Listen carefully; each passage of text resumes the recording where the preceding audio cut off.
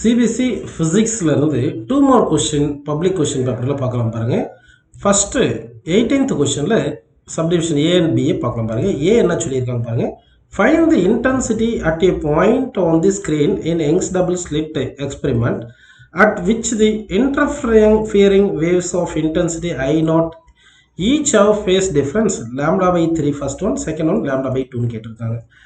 இப்போ வந்து நம்ம யங்ஸ் டபுள் ஸ்லிட் எக்ஸ்பெரிமெண்ட்டில் 2 ஸ்லிட்ஸ் ஈக்குவல் வித்தாக இருந்துச்சுன்னா இன்டென்சிட்டி வர்றது 2 ஸ்லிட்ஸ்லேருந்து ஈக்குவலாக இருக்கும். சரிங்களா? அப்போ intensity at any point of the ஸ்க்ரீனுக்கு வந்து ஃபார்முலா என்ன பார்த்தீங்கன்னா I is equal to 4 times of intensity from the single width, அதாவது சிங்கிள் ஸ்லிட்லேருந்து வர intensity into cos square phi by 2. பைன்றது ஃபேஸ் டிஃப்ரென்ஸ். ஆக்சுவலாக இந்த ஃபார்முலா யூஸ் பண்ணலாம், இல்லைன்னா இந்த ஃபார்முலா கூட யூஸ் பண்ணிக்கலாம். ரிசல்டன்ட் இன்டென்சிட்டி ஈக்குவல் டு என்ன பண்ணலாம்னா I1 plus I2 plus 2 root of I1 I2 cos phi, இந்த ஃபார்முலா கூட யூஸ் பண்ணிக்கலாம். இந்த ஃபார்முலாவை சிம்ப்ளை பண்ணால் தான் நமக்கு இது கிடைக்குதுப்பா. சரி, ஃபஸ்ட்டு கேஸில் பாத் டிஃபரன்ஸ் எவ்வளோ சொல்லியிருக்காங்க? லாம்டா பை 3 சொல்லியிருக்காங்க. சரிங்களா? பாத் டிஃபரன்ஸும் ஃபேஸ் டிஃபரன்ஸுக்கு ரிலேஷன் தெரியணும். ஃபேஸ் டிஃபரன்ஸுக்கும் பாத் டிஃபரன்ஸுக்கு என்ன ரிலேஷன் பார்த்தீங்கன்னா phase difference equal 2π by lambda into path difference x. First கேஸில் பாத் டிஃபரன்ஸ் லாம்டா பை 3 போடணும். அப்போது ஃபஸ்ட் கேஸில் ϕ1 equal 2π by lambda into path difference lambda by 3 போட்டிங்கன்னா லாம்டா கேன்சல் 2π பை 3 வருது.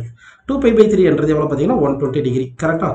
அப்போ இங்கே டீட்டாக்கு வந்து 120 டிகிரி போடணும். 120 டிகிரி போட்டிங்கன்னா 120 டிவைட் பை 2, 122 கேன்சல் பண்ணால் 60 வரும். அப்போ காஸ் 60 எவ்வளோ பார்த்தீங்கன்னா 1/2. கரெக்டுங்களா? அப்போ என்ன வருது? 4I0 1/2. இது ஸ்கொயர் இருக்கு இல்லையா? அப்போ 1/4 அப்படின்னு போட்டுக்கணும். சரிங்களா? 4 cancel. So that intensity at a point where path difference lambda by 3 இருக்கு இல்லையா? அந்த இடத்துல intensity equal to intensity due to single wave, ஒரு வேவ்னால வர இன்டென்சிட்டி எவ்வளோ இருக்குமோ அது ஃபர்ஸ்ட் ஒன்று முடிச்சிட்டோம். இப்போ செகண்ட் ஒன் பார்க்கலாம் பாருங்க. செகண்ட் ஒன்று பாத் டிஃபரன்ஸ் எவ்வளோ சொல்லியிருக்காங்க? Lambda by 2. அப்போது phase difference equal to 2π by lambda into path difference lambda by 2 போட்டோம்னா லாம்டா கேன்சல் 2 கேன்சல் பை வந்துடும். பைன்றது 180 டிகிரிப்பா. ஸோ அப்போ என்ன பண்ணிடலாம்? I is equal to 4I0 into என்ன பண்ணோம்? Cos square 180/2. 180/2 எவ்வளோ? 90 எவ்வளோ? காஸ் 90 வந்து 0. அப்போ 0. அப்போ இன்டென்சிட்டி வந்து 0 அப்படின்னு செகண்டுக்கு வந்து நமக்கு இன்டென்சிட்டி என்ன வருது? 0ன்னு வந்துடுது. செகண்டுக்கு வந்து இன்டென்சிட்டி, அதாவது லாம்டா பை 2 பாத் டிஃபரன்ஸ் இருந்துச்சுன்னா அதுக்கு 0 வருதுப்பா. ஓகேவா? இதில் செகண்ட் சப்டிவிஷன் போயிடலாம் பாருங்க.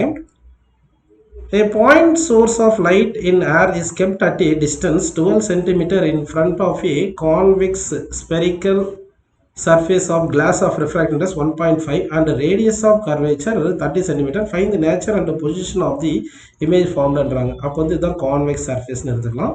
ஓகேங்களா? ஸோ இங்கே வந்து ஆப்ஜெக்ட் வச்சுருக்காங்க. ஆப்ஜெக்ட் வந்து எவ்வளோ? 12 cm டிஸ்டன்ஸில் வச்சுருக்காங்கப்பா. அப்போ U = -12ன்னு எடுத்துக்கலாம். அடுத்து ரேடியஸ் ஆஃப் கர்வேச்சர், இங்கே சென்டர் ஆஃப் கர்வேச்சர் இருக்கும். ரேடியஸ் ஆஃப் கர்வேச்சர் எவ்வளோ எடுத்துக்கலாம்? R = 30 cm எடுத்துக்கலாம். சரிங்களா? அப்போ μ2 எவ்வளோ எடுத்துக்கலாம்? 1.5ன்னு சொல்லிட்டாங்க. μ1 எவ்வளோ? 1ன்னு எடுத்துக்கலாம். சரி, நமக்கு என்ன ஃபார்முலா தெரியும்? μ2 by V minus μ1 by U is equal to μ2 minus μ1 by R நமக்கு ஃபார்முலா தெரியும். ஓகேவா? அப்போ μ2 1.5 போட்டுக்கலாம், டிவைட் பை Vன்னு போட்டுக்கலாம், மைனஸ் μ1 வந்து 1 போட்டு U வந்து -12 போட்டுட்டு ஈக்குவல் டு μ2 வந்து 1.5 minus 1 டிவைட் பை R வந்து 30. எல்லாமே சென்டிமீட்டரில் போட்டோம். இந்த மைனஸ் ப்ளஸ் ஆயிரும். அப்போ 1.5 பை V ஈக்குவல் டு இங்கே 1.5 minus 1 வந்து 0.5 1/2ன்னு எடுத்துக்கிட்டோம்னா 1/60 வந்துடும். ஏன்னா 2 கீழே வரதுனால இந்த மைனஸ் ப்ளஸ் 1/12 இருக்கு இல்லையா? அது இந்த பக்கம் ரைட் சைடு வந்துச்சுன்னா -1/12. எல்சிஎம் வந்து 16 எடுத்துங்க. 60 எடுத்துட்டிங்கன்னா இங்கே 1 - 5 வருது. இது வந்து -4ன்னு வந்துடும். 4 60 கேன்சல் பண்ணிங்கன்னா -1/15 வருது. -1/15 வருது. கரெக்டாக?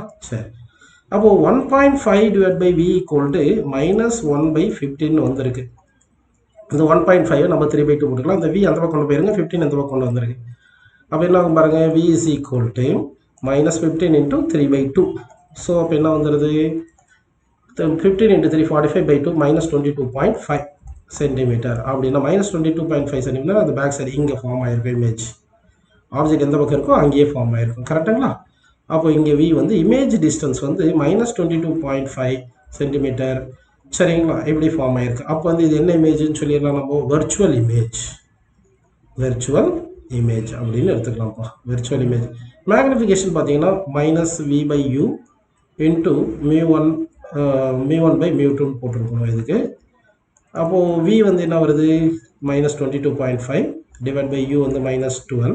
கரெக்டுங்களா? μ1 வந்து 1 டிவைட் பை μ2 1.5 3/2. அப்போ 2 மேலே போயிடும். 2 இது கேன்சல் 6 வந்துடுது. ஸோ 22.5 பை என்ன வருது சொல்லுங்க 18 22.5/18 அப்படின்னு நமக்கு மேக்னிஃபிகேஷன் கிடச்சிருக்கும். ஓகேங்களா? அப்போ மேக்னிஃபிகேஷன் வந்து மோர் தென் 1ன்னு வந்திருக்குப்பா. சரி அப்படின்னு ஆன்சர் கிடச்சிருக்கு.